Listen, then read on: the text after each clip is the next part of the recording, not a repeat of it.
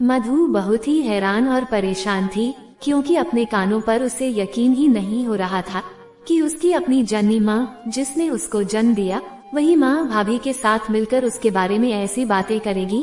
ऐसी कौन सी बात मधु ने सुन ली कि वो बहुत ही हैरान और परेशान थी।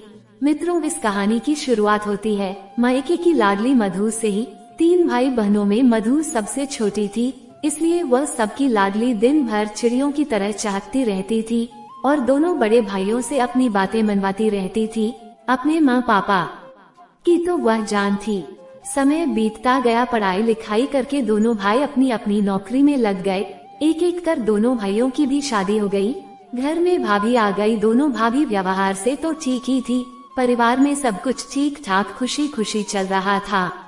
मित्रों में यानी मधु अभी BA सेकेंड ईयर में पढ़ ही रही थी और देखने में भी अच्छी भली थी। जो भी रिश्तेदार आते सब यही कहते कि अब मधु के लिए रिश्ता देखिए। पापा कहते अभी नहीं, BA कंप्लीट कर लेगी तब रिश्ता देखेंगे। मित्रों, मेरे पिताजी का नाम रघुवर है। एक दिन मेरे एक रिश्तेदार आए जिनका नाम श्याम बाबू था और उन्होंने भी पिताजी से मेरी शादी की बात कही। पिताजी ने फिर से वही कहा कि अभी पढ़ाई पूरी हो जाए तब। श्याम बाबू बोले, क्या रघुवर जी, आप भी ज्यादा पढ़ लिख कर भी क्या करेगी? ससुराल जाकर घर ही तो संभालना है। पिताजी को इस बात पर बहुत गुस्सा आया और उन्होंने कहा, ऐसा कैसे आप बोल दिए श्याम बाबू? आजकल जमाना बिना पढ़े लिखे गुजारे का नहीं है। लड़की पढ़ी लिखी रहेगी, कभी ऊंच नीच कुछ हो जाए तो उसके विपत्ति का श्रृंगार बनेगी। यह पढ़ाई समझ गए? फिर श्याम बाबू बोले, वैसे आपकी जो मर्जी रघुवर जी, मुझे कहना था सो मैंने कह दिया। लेकिन फिर से श्याम बाबू बोले, अरे रघुवर जी, लड़का देखने में भी तो समय लगेगा और लड़का देखते देखते ये दिन कैसे बीत जाएंगे आपको पता भी नहीं चलेगा। तब पापा थोड़ा रुककर बोले, हाँ आप ये भी सही कह रहे हैं, मुझे मधु की शादी के बारे में सोचना चाहिए। इधर मधु शादी की बात सुनकर थोड़ा सहम सी जाती है। अभी भी लोग ससुराल के माहौल को बहुत ही डरनुमा बताते हैं। सभी हर बात में कहते ससुराल जाएगी तो सीख जाएगी, इसलिए मधु को ससुराल के नाम से डर लगने लगा था। 2 साल बाद बेहतर रिजल्ट के साथ मधु का BA पूरा हो गया।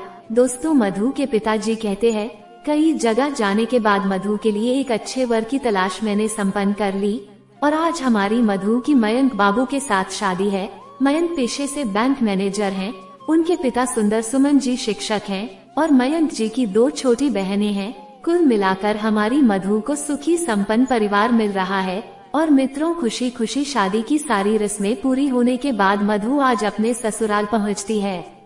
बहुत जोरों शोरों से उसका स्वागत किया जाता है, क्योंकि घर की वो इकलौती बहू है। मधु की सासू माँ बहुत ही सुंदर तरीके से बहू का स्वागत करती हैं और ससुराल की सारी रस्में पूरी होने के बाद बहू को अपने कमरे में ले जाते हुए मयंक की माँ रेवती जी कहती हैं, मधु, कोई भी दिक्कत हो तो बेहिचक मुझे कहना। मैं तुम्हारी माँ समान तो नहीं हूँ पर माँ ही हूँ, ठीक है?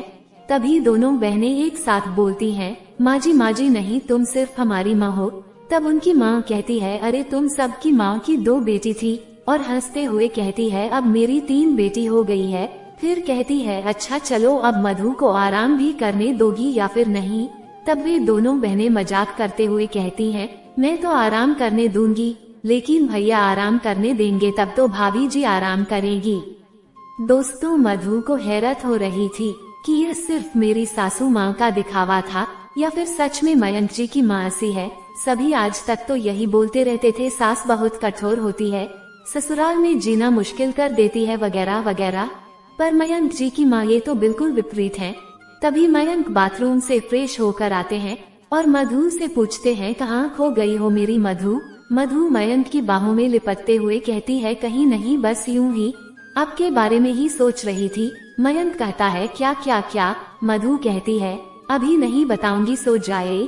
कल के नए सवेरे और नई उम्मीदों के साथ दोनों सो जाते हैं। सुबह जब आंखें खुलती हैं तो मधु देखती है कि रेवती जी सारा काम कर चुकी होती है और मधु से कहती हैं, मधु पहले तुम स्नान करके पूजा कर लो, फिर सभी साथ में नाश्ता करेंगे। मधु कहती है, ठीक है माँ जी, पर आपने मुझे जगाया क्यों नहीं? मैं भी कुछ काम में हाथ बटा देती। मयंक की माँ जी कहती है, अरे बेटा, अभी तुम्हारे हाथों में मेहंदी के रंग लगा है, इसे आराम से लगा रहने दो। ये रंग जितना लंबा चलेगा तुम लोगों का जीवन उतना ही सुखी रहेगा। बाकी काम करने के लिए तो मैं अभी हूँ ही, और मैं कौन सा कहती हूँ कि तुमको काम नहीं करना है। मेरे बुढ़ापे का सहारा तो तुम ही तो बनोगी। 2-4 दिन इसी तरह बीत गए। मधु ने अपनी सासू माँ से कहा मुझे मम्मी के यहाँ जाना है। रेवती जी ने कहा कोई बात नहीं, और मयंक से कहा जाओ मधु को उसकी मम्मी के यहाँ से घुमा लाओ। मयंक कहता है ठीक है माँ। मित्रों, जब मधु अपनी मम्मी के यहाँ जाती तो 1 सप्ताह से 2 सप्ताह तक रुक जाती है, परंतु यह बातें सुंदर सुमन जी को अच्छी नहीं लगती हैं और रेवती जी से कहते कि आप बेटी कहकर बहू को सर चढ़ा दिए हैं। क्या शादी के बाद इतना कोई मायके जाता है? रेवती जी कहती कि अभी बच्ची है, नासमझ है। जब बाल बच्चे होंगे तो खुद ही जिम्मेदारी का एहसास होगा। थोड़े दिन में समझदारी आ जाएगी कि ससुराल ही उसका अपना घर है। अभी तो मैं घर देखने के लिए हूँ ही, और वो अभी बच्ची है, उसे जाने दीजिए। धीरे धीरे समय अपनी गति से बीतता गया। 5 साल बाद मधु 2 बच्चे की माँ बन गई, लेकिन फिर भी उसकी मायके जाने वाली आदत नहीं छूटी। जब मन हो तब कोई बहाना बनाकर मायके चली जाती, बच्चे को अपनी माँ यानी रेवती जी पर छोड़ देती।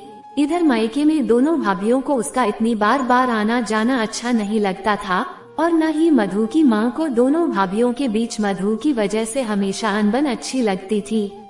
इस बार मयंक की साथ मधु जब मायके आई, रात में तो सब ठीक ठाक था, पर सुबह मधु जब बाथरूम की तरफ जाने लगी तो उसने सुना कि माँ और दोनों भाभी उसी के बारे में बात कर रही हैं, और वह थोड़ा ध्यान लगाकर सुनने लगी। दोनों भाभी कह रही थी कि क्या दिक्कत है, मधु जी को अपने ससुराल में इतनी अच्छी सास, इतना अच्छा परिवार मिला हुआ है, फिर भी जब देखो तब यहाँ आ जाती हैं। खुद तो आती ही है और मयंक जी को भी लेते आती है। स्वागत में क्या कम खर्चे होते हैं। और माँ भी बोल रही थी, हाँ सही बात है, इस वक्त तुम दोनों झगड़ा मत करो, मैं मधु से बात करूँगी। तभी मधु अपनी माँ से लिपटते हुए कहती है, आज के बाद मैं बिना किसी ओकेजन में कभी नहीं आऊंगी। यही मेरा फैसला है और यही सही है माँ। मधु की आंखों से आंसू जैसे रुकने का नाम ही नहीं ले रहे थे, और नम आंखों से ही तुरंत वो मयंक जी के साथ अपने ससुराल पहुंच जाती है और अपनी सासू माँ रेवती जी से लिपटकर फूट फूट कर रोने लगती है और कहती है, माँ मेरा इस दहलीज के उस पार मायका छूट गया।